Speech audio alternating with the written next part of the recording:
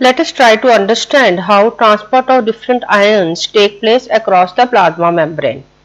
As we all know that plasma membrane is selectively permeable. By saying that it is selectively permeable, we mean that it allows certain substances to pass through it, whereas it does not allow certain other substances to pass through it. So that is the meaning of being selectively permeable. For this, let us try to understand that how the transport of material take place as a physical process and as a biochemical process. So for this, we should know that the substances they move from one place to another place as a physical process, which is called as diffusion. Diffusion is a process during which a substance moves according to its concentration gradient. Concentration gradient means that the substance it moves from the place where its concentration is more to the place where its concentration is less. This process is called as diffusion. For this we can take an example that if we put some sugar crystals in a glass of water, what we will see that sugar molecules they will move from crystal to the water. Why? Because concentration of sugar molecules is more in the crystal, so it will move from the place where it is more to the place where it is less. This process is called as diffusion. In the living cell, this process takes place when the materials like water and gases are to be transported. We know that inside the cell and outside the cell the water may be present. So water it will be moving from the place where it is more to the place where it is less. Similarly, respiratory gases they also move according to the concentration gradient. Respiratory gases means oxygen and carbon dioxide.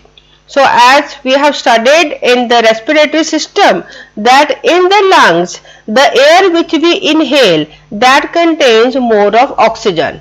So oxygen moves from the air cavity to the blood, whereas carbon dioxide is more in the blood. So it moves from the blood to the air cavity. So this process by which the transport of material is taking place solely based on the concentration, that is called as diffusion. In the living cell, there are two other processes which are taking place. One is called as the facilitated diffusion and the other is active transport. As far as facilitated diffusion is concerned, it is a kind of diffusion, but it is taking place with the help of certain proteins. In the living cell, there are certain proteins present which help in transport of material. So that means that though the process is as per the concentration gradient, but certain proteins which are present in the membrane or in the cell, they are facilitating this diffusion. That is why it is called as facilitated diffusion process. And such proteins they are called as channels. There are two types of channels which are present in our cells. One which are always open and second which require certain signal to open. That means they can be having two states, either open or closed.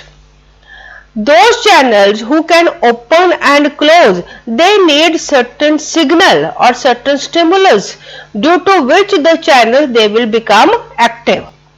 There are such three types of channels present in our cells. They are called as voltage gates, ligand gates and mechanically gates. So these three different types of gates, they are depending on different type of processes due to which they open or close. Let us talk about voltage gate first. These are those channels which are present in the plasma membrane and they open at some specific membrane potential. So that means their opening and closing will be guided by the membrane potential which is present. Sodium and potassium channels, they are such voltage gates. The other kind of channels, they are called as the ligand gates. Ligand means a material or a molecule which can get attached to the protein, which is controlling the opening and closing of these channels. If this ligand binds to the channel, then the channel opens. They open only when they are bound by these specific molecules. Such kinds of channels are present in the synapse where the certain chemicals which are called as neurotransmitters, when they bind with these proteins, then these channels open. So such type of channels which are present in the which are present in the form of neurotransmitters and they are present in the neurons, they are called as ligand gates. They may be present in dendrites, or because when these neurotransmitters they bind, then only these channels open. The third type of channels are called as mechanical gates. These are those proteins which are controlling the opening and closing of these channels depending upon the change in length and pressure. Such type of gates are present in our sensory organs, for example skin and ear. So there are certain sensory receptors which open these channels or close them depending upon the stimulus which is received in the form of pressure or change of length. So these are all different kinds of channels which are present in our cells. The third type of such kind of membrane transport which can take place is with the help of active transport, in which ATP is utilized. ATP, we know, that is the energy rich molecule which is helping in transport of material against the concentration gradient. One such example is sodium potassium pump. That means that sodium potassium pump will be transporting the material or ions against the concentration gradient by utilizing ATP. So all these different types of transport, it takes place in our cells. As far as sodium and potassium ion transport is concerned, it mainly takes place by two methods, that is by the voltage gates and by the active transport. As far as voltage gates are concerned, there are two main types of channels which are called as sodium channels and potassium channels. Sodium channels, they have two states, that is they may be active or inactive. Active means when the channel it can perform its function, and inactive means when the channel is not in the capacity to perform its function. Similarly, it can be open or closed. So that means the channel when it is open, then sodium ions can pass through it, and when it is closed, then sodium ion cannot pass through it. Depending upon these two factors, there can be three states, that is active and open, inactive but open, active but closed. So channel is active but it can be open or closed. That means when it is active and open, then only it can transport the materials. When it is inactive, then even though it is open, even then it will not be able to transport the materials.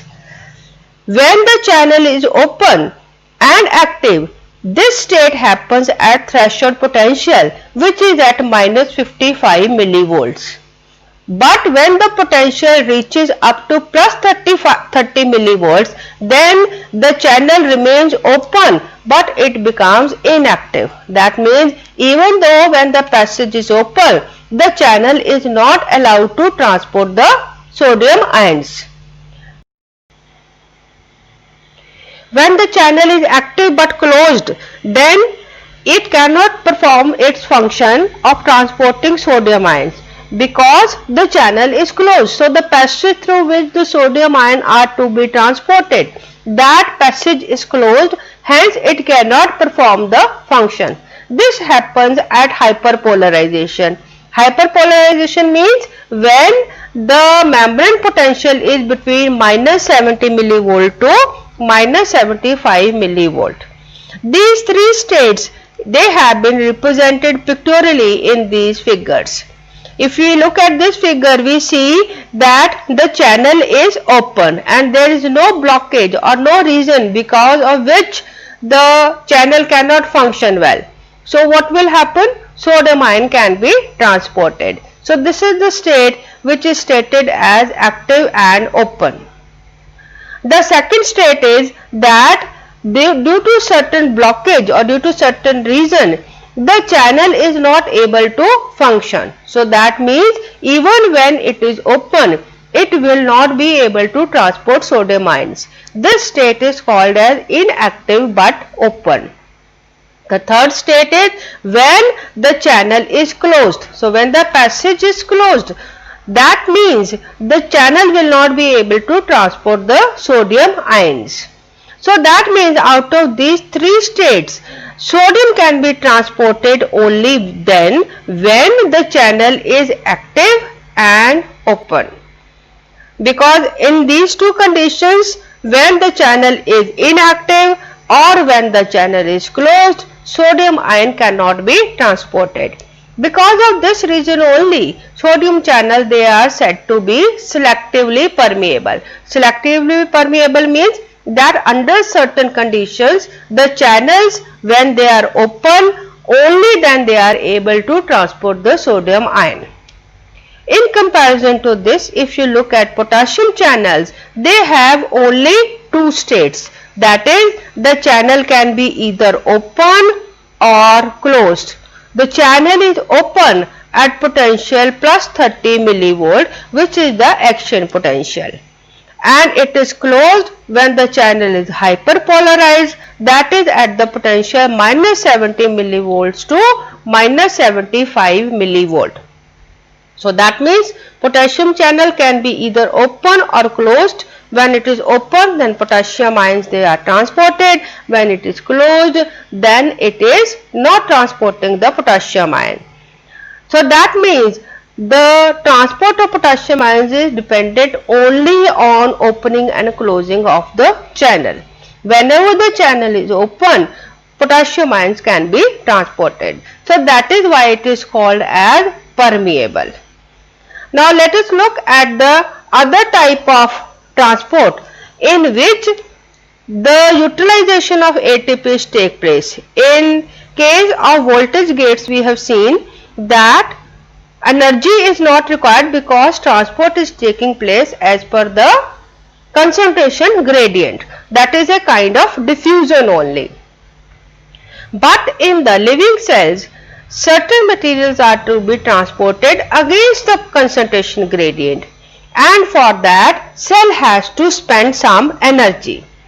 Spending energy means utilizing ATPs. Such type of sodium potassium pump, they are present in the plasma membrane, which is transporting these ions against their concentration gradient by utilizing ATP. Such proteins are called as pumps. In sodium potassium pump, there is movement of 3 sodium ions and 2 potassium ions by utilizing 1 ATP. So what is sodium potassium pump? It is a protein which is transporting 3 sodium ions and 1 potassium ion, 2 potassium ion. 3 sodium goes out and 2 potassium comes in, and in this process 1 ATP is utilized, and as we have studied that this will be working against the concentration gradient. Now sodium potassium pump, it is not dependent upon the membrane potential. So that means it is working at all the states. That is why it is said that sodium potassium pump is working at all membrane potential. even in the resting state. So that means whatever may be the membrane potential, this pump is continuously working. If we look at this picture, then we will be able to understand the working of sodium potassium pump in a better way. Now this is the picture of sodium potassium pump. Now here what we see, that it is depicted by movement of 3 sodium ions here. 3 sodium ions, they are taken from the inside of the cell and they attach at specific sites and they are moved out. When these are moved out, at the same time 2 potassium ions are picked up from the outside and they have separate binding sites. When the pump works, then these potassium ions, they are released towards the inner side. So sodium potassium pump is a kind of working setup which is present in the plasma membrane, which is transporting 3 sodium ions out and 2 potassium ions in by utilizing 1 ATP. So this is how the membrane, it is transporting sodium and potassium ions across it. This is very important because this movement of sodium and potassium ion is responsible for maintaining the homeostasis as well as generating the impulse.